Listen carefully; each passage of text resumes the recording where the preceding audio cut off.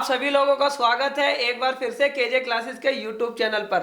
हाँ जी, income tax में भी बहुत सारे चेंज हुए हैं बजट में, और आज हमारे यूट्यूब चैनल पर इनकम टैक्स के जवाब देने के लिए मौजूद है सीए प्रभाकर गुप्ता जी, हमारे बड़े भाई, ठीक है, सोर्स ऑफ टैक्स प्रोफेशनल के कंसल्टेंट। भैया को बहुत नॉलेज है इनकम टैक्स में, और आज इनकम टैक्स के क्वेश्चन के लिए मैंने अपने दर्शकों के लिए भैया आपको इनवाइट किया है। मैं अपने दर्शकों के बिहाफ पर आपसे क्वेश्चन पूछूंगा और आप हमें बताएंगे ये जो बजट आया है 1 फरवरी को, इसमें क्या क्या चेंजेस हुए हैं। बिल्कुल।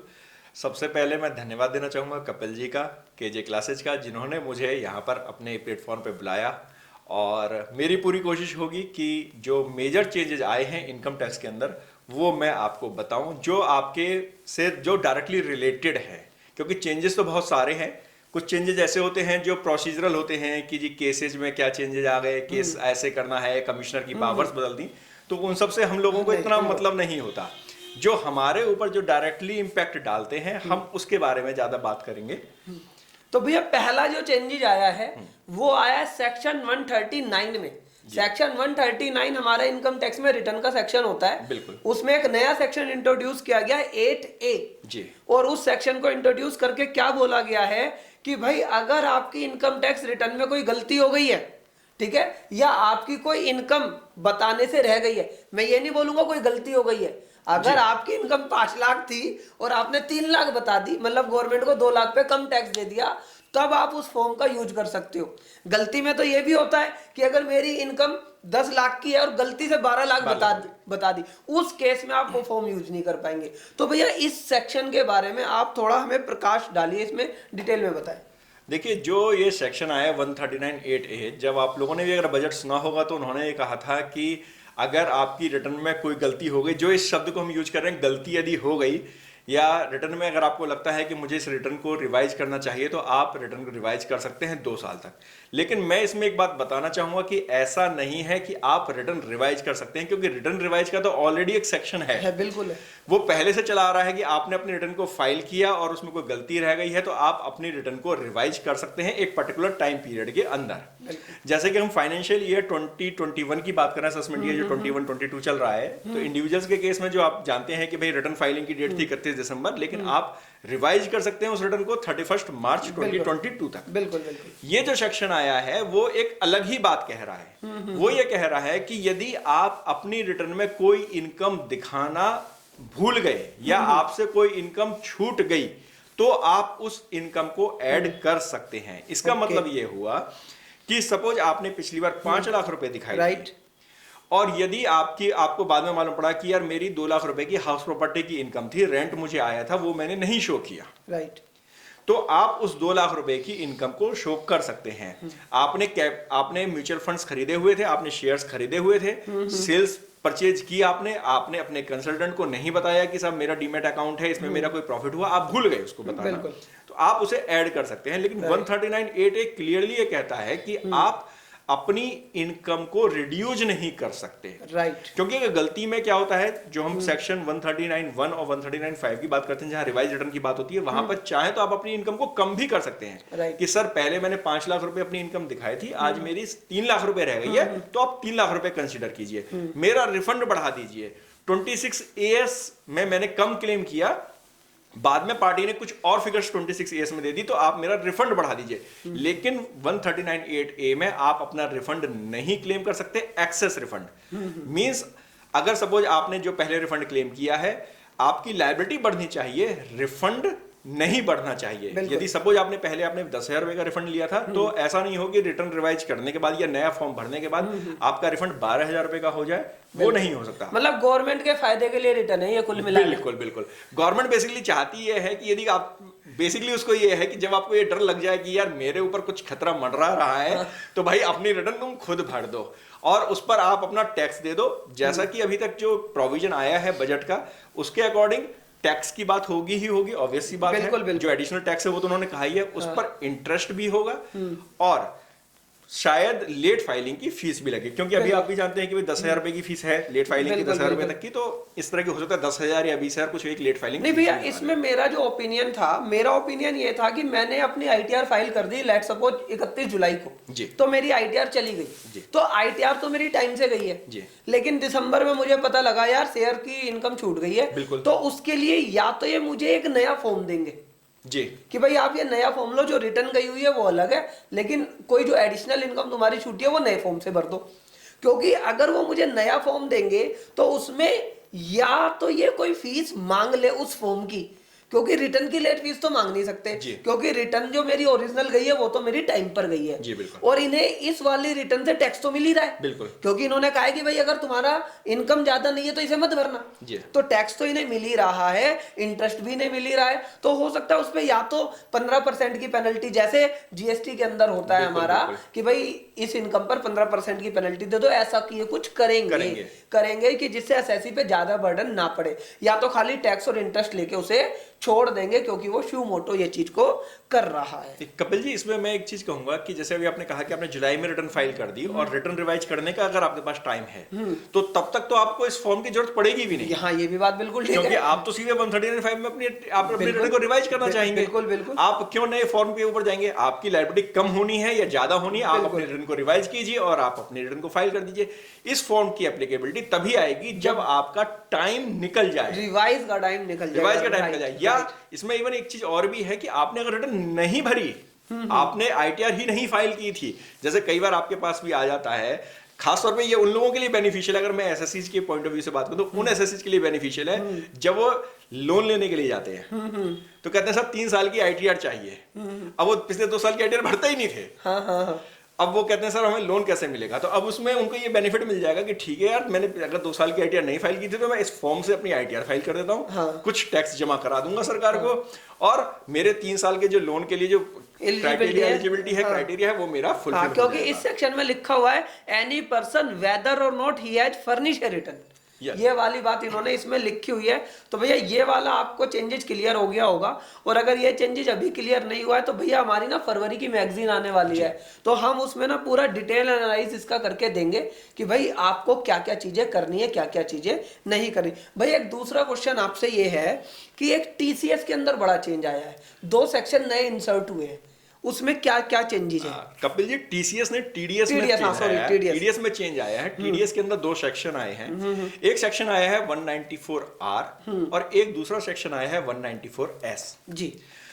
बेसिकली 194R जो है वो है जब कोई बिजनेस पर्सन, कोई भी बिजनेस एंटिटी, चाहे वो कंपनी है या इंडिविजुअल है, यदि किसी व्यक्ति को, किसी दूसरे व्यक्ति को बिजनेस के से रिलेटेड अपने बिजनेस को बढ़ाने के लिए कोई परक्यूजिट्स देती है, कुछ आइटम्स देती है, इन कैश और इन काइंड, वो किसी भी फील्ड में हो सकता है कि वो कैश में भी दे दे या काइंड में दे दे, तो उस केस में टीडीएस की एप्लीकेबिलिटी होगी।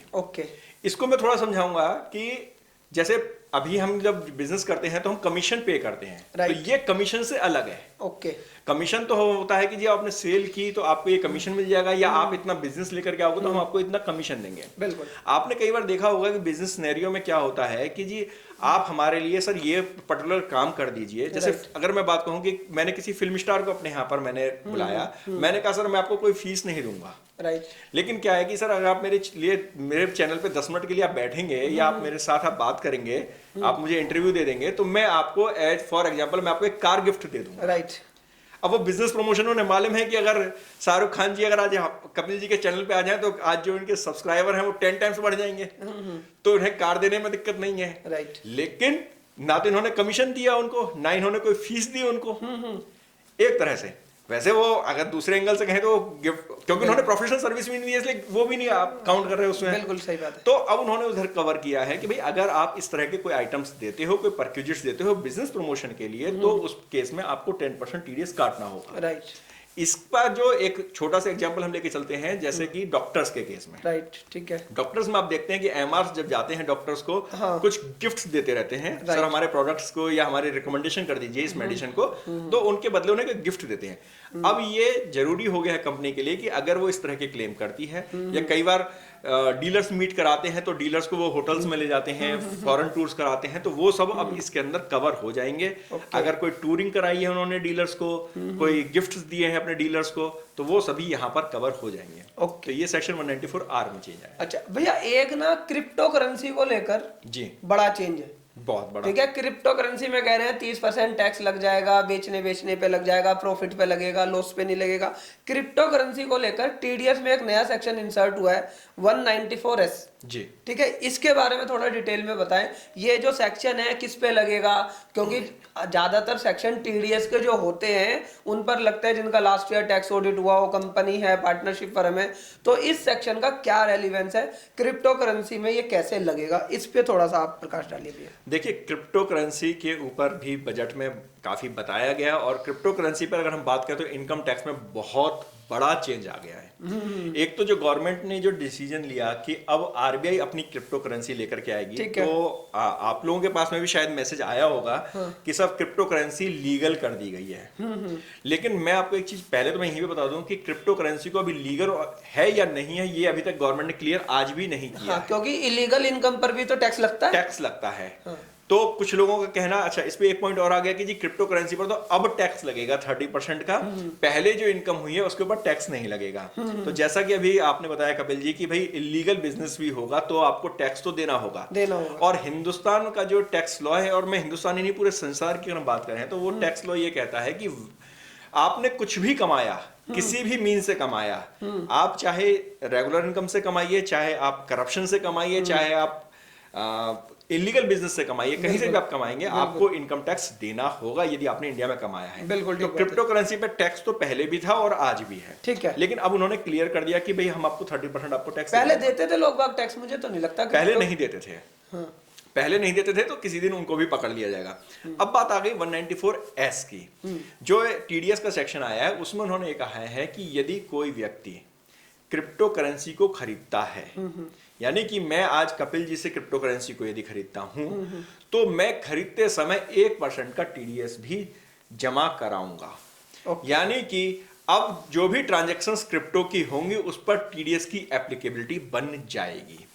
बेसिकली यहां पर सरकार ने अब कैच करने की कोशिश की है कि भाई हम अब लोगों को कैच करें, जो भी ट्रांजैक्शंस क्रिप्टो की अब होंगी वो आपकी टीडीएस के दायरे में कवर हो जाएंगे। अच्छा, इसमें एक चीज और भी है कि ऐसा नहीं है कि इंडिविजुअल्स को इसमें कोई छूट मिली हुई है, ऐसा बिल्कुल नहीं है। इंडिविजुअल्स भी इसके अंदर कवर है, कंपनीज के साथ इंडिविजुअल्स भी इसके अंदर कवर है। जैसे कि आपको याद हो जो रेंट वगैरह वाला हमारा सेक्शन होता है कि उसमें क्या है, टीडीएस काट कर, या जैसे हम प्रॉपर्टी पे टीडीएस की बात कर ले तो उसमें जरूरी नहीं होता कि कंपनी है या पार्टनरशिप फर्म है, इंडिविजुअल भी अगर वो होता है उसे टीडीएस काट कर एक फॉर्म भरना होता है 26 QC वगैरह, QB वगैरह। जी। तो ये उससे रिलेट उसी तरह बिल्कुल आपने बिल्कुल सही कहा। और मैं इसको, आपने जब टीडीएस की क्या कहते हैं प्रॉपर्टी टैक्स की बात की, तो जैसे प्रॉपर्टी आप परचेज करते हैं 50 लाख रुपए से ज्यादा की, तो उसमें 1% टीडीएस आपको पे करना होता है। बिल्कुल। जो बायर होता है वो 1% टीडीएस पे करता है।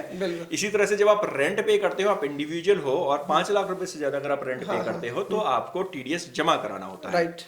सेम प्रोविजन यहाँ पर भी आया है कि अब आप यदि क्रिप्टो को आप परचेज या सेल करेंगे तो उस केस में आपको टीडीएस देना होगा 1% का। और जो लिमिट है वो बहुत ज्यादा लिमिट नहीं है, कुछ केसेज में 10,000 है और कुछ केसेज में 50,000 रुपए की है। तो भैया इस वाले केस में तो ये बड़ी दिक्कत हो जाएगी उन लोगों के पास जिन्होंने क्रिप्टो में अकाउंट खुलवा रखा है।